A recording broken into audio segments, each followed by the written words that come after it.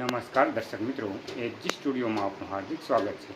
તો આજે આપણે વાત કરવાની છે કે શાળા સહાયકમાં જે ભરતી પડી છે તેમાં લાયકાત તો તમને ખબર જ હશે અને જગ્યા પણ કેટલી છે। તો તેના વિશેની સંપૂર્ણ માહિતી આપણે આ વિડીયોના માધ્યમથી આપીશું। તો વિડીયોને અંત સુધી જોજો અને જો મિત્રો આપણી ચેનલ ઉપર નવા હોય અને આવા જ એજ્યુકેશનના લગતી તમામ અપડેટ મેળવવા માંગતા હોય સબસ્ક્રાઈબ જરૂરથી કરજો, કારણ કે એજ્યુકેશનના લગતી તમામ અપડેટ આપણે આ ચેનલમાં લઈને આવતા રહીશું। તો ચાલો હવે જોઈએ।